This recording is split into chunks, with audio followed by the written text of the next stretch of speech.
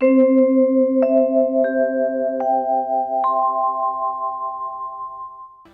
धृतराष्ट्र जब चले गए तो युधिष्ठिर खोजने लगे,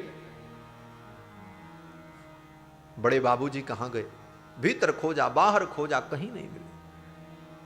युधिष्ठिर रोने लगे कि मेरे अंधे माता पिता कहां चले गए, कहां होंगे, कैसे होंगे।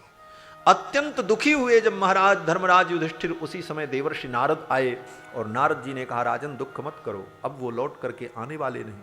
विदुर के उपदेश से उन्हें वैराग्य हो गया और वो उत्तराखंड में चले गए हैं। जब तक तुम उनके पास पहुंचोगे तब तक उनका शरीर छूट चुका होगा और उनके अंतिम संस्कार की भी चिंता मत करो, विदुर साथ में हैं, विदुर उनका अंतिम संस्कार कर देंगे। नारद जी के कहने पर युधिष्ठिर को संतोष हो गया।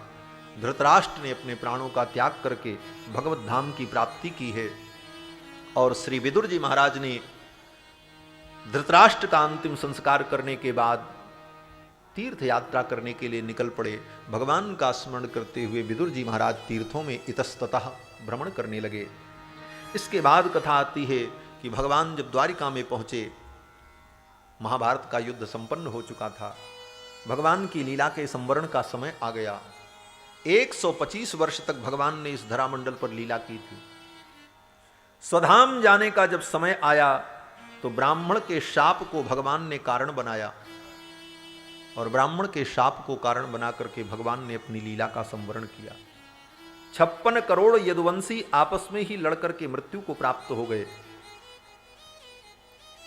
भगवान कृष्ण जरा नाम के व्याध के बाण को निमित्त बना करके अपनी लीला का संवरण कर लेते। ये सारी घटना अर्जुन की आंखों के सामने हुई। उस समय अर्जुन द्वारिकापुरी गए थे। भगवान जब अपने स्वधाम पधार गए तो अर्जुन लौट करके आए बिलखते हुए, रोते हुए। अर्जुन की दशा को देख करके युधिष्ठिर ने पूछा, क्या हुआ अर्जुन? पराजितो वाथ भवान नोत्तमैर्नाम समयी पथि कच्चित्तन्नागमो गम्याम गम्याम वासत्कृताम स्त्रियम। अरे अर्जुन, तुम्हारे द्वारा कोई पाप तो नहीं हो गया जिस पाप के कारण तुम्हारा तेज नष्ट हो गया? क्या तुमने किसी अगम्या स्त्री का गमन किया? किम वा कच्चित तम ब्राह्मणम बालम गाम वृद्धम रोगिणीम स्त्रियम। अथवा तुमने किसी ब्राह्मण की हत्या की, किसी रोगी की हत्या की, किसी बालक की हत्या की। कौन सा पाप तुमने किया कि तुम्हारा तेज नष्ट हो गया? अर्जुन अर्जुन रो रहे थे। अर्जुन ने कहा, मैंने कोई पाप नहीं किया है, लेकिन हम ठगे गए, हमको ठग लिया। युधिष्ठिर ने कहा, किसने ठग लिया? अर्जुन कहते हैं, भगवान कृष्ण ने हमें ठग लिया, हमें छोड़ करके चले गए। वंचितो हम महाराज हरिणा बंधु रूपिणा।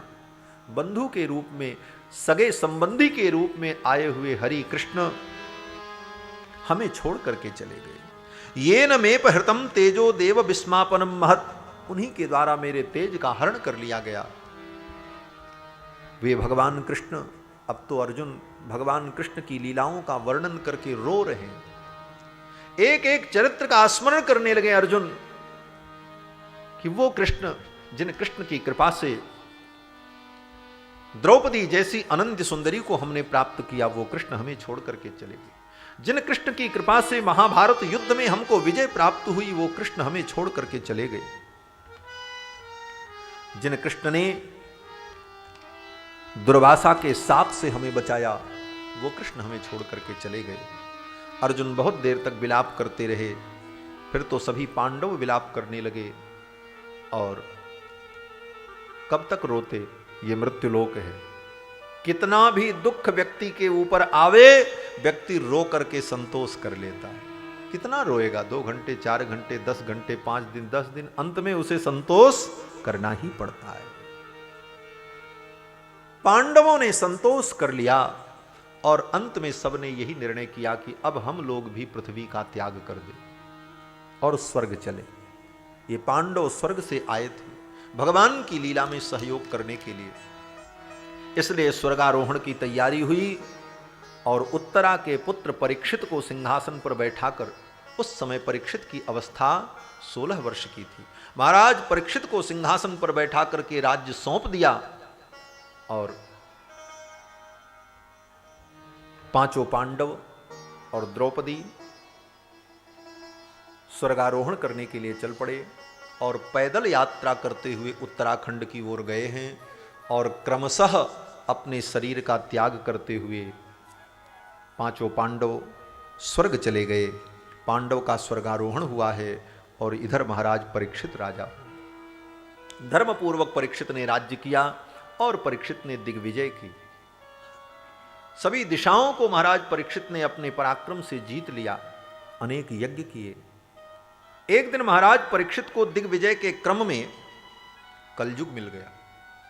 महाराज परीक्षित कहीं जा रहे थे, तब तक देखते क्या हैं कि काले रंग का एक पुरुष हाथ में लोहे का दंड लेकर एक गाय को और वृषभ को मार रहा है।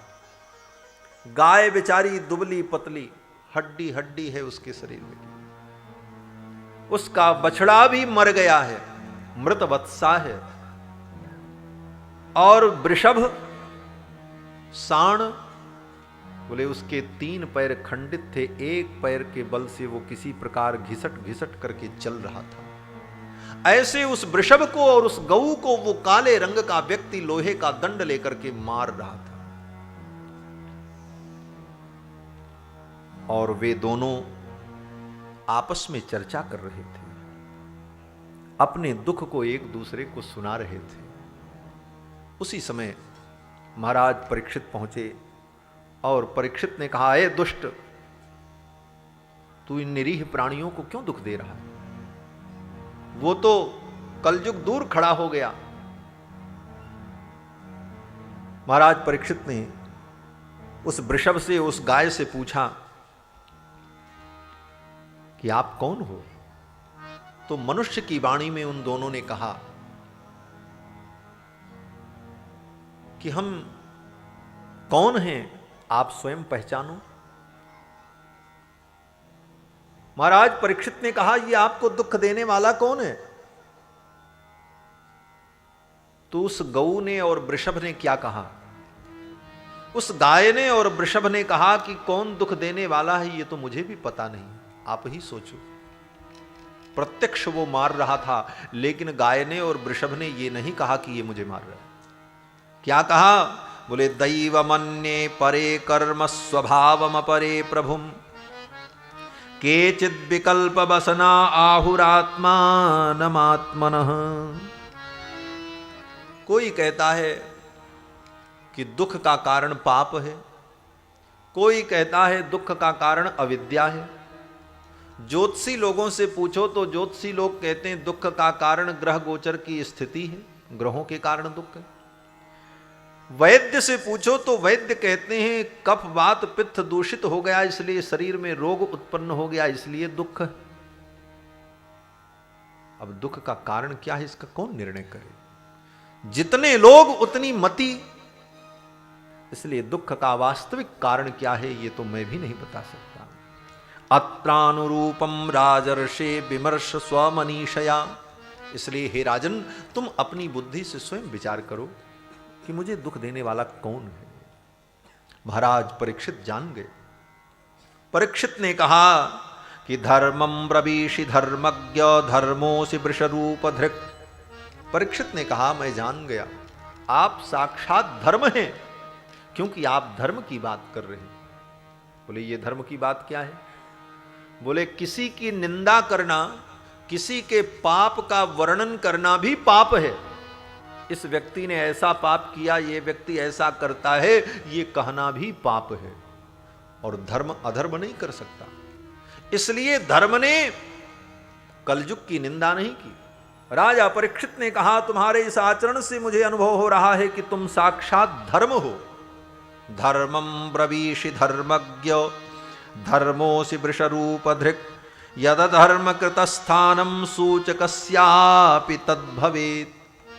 क्योंकि अधर्म करने वाले को जो पाप लगता है, तत्सूचकस्यापि, उसकी जो सूचना देता है, जो बताता है, उसको भी वही पाप लगता है।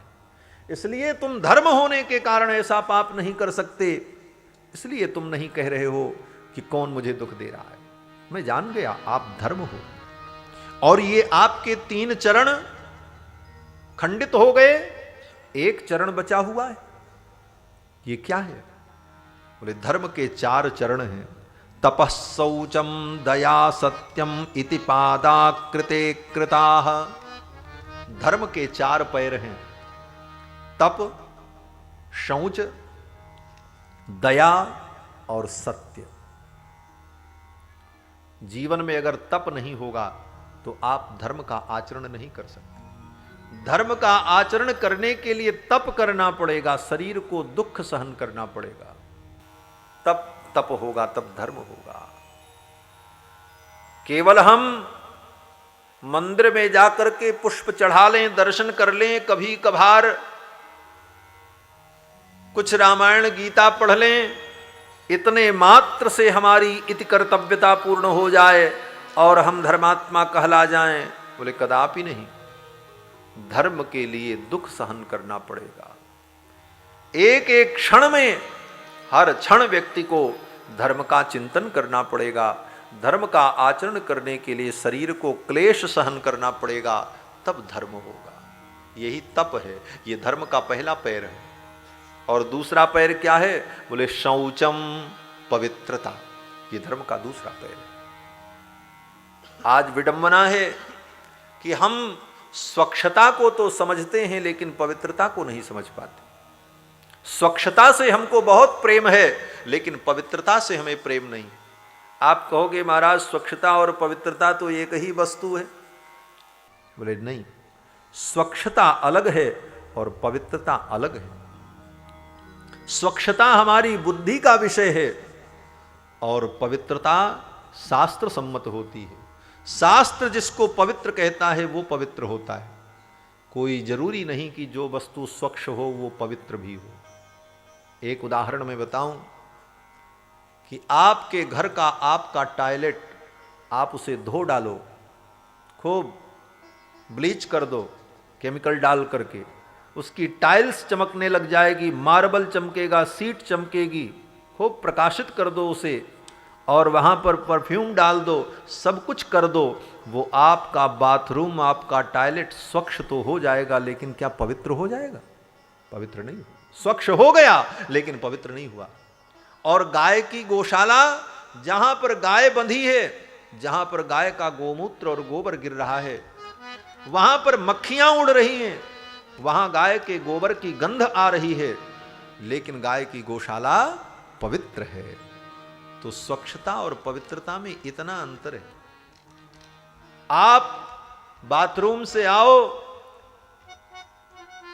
आने के बाद आप साबुन से हाथ धो लो, सर्फ से हाथ धो लो, आपका हाथ स्वच्छ हो गया, साफ हो गया, लेकिन पवित्र नहीं हुआ। पवित्र कब होगा? बोले जब आप मिट्टी लगाओगे। मृतिके हर में पापम यन्मया दुष्कृतम कृतम, क्योंकि मिट्टी आपको पवित्र करे। तो पवित्रता शास्त्र सम्मत होती है और स्वच्छता हमारे बुद्धि का विषय। पवित्र जिसको, शास्त्र जिसको पवित्र कहेगा वो पवित्र होगा, और पवित्रता का निर्णय तो शास्त्र के आधार पर होता है। चमड़ा अपवित्र होता है। मरे हुए पशु का चमड़ा अगर छू जाए, किसी भी जीव का चमड़ा, अगर कोई मर गया है तो उस मृत प्राणी का चमड़ा छू जाए तो व्यक्ति अपवित्र हो जाता है। लेकिन मृग का चर्म, बोले मृग के चर्म पर बैठ करके ऋषि लोग तपस्या करते हैं, वो पवित्र होता है। क्यों? बोले शास्त्र उसको पवित्र कहता है।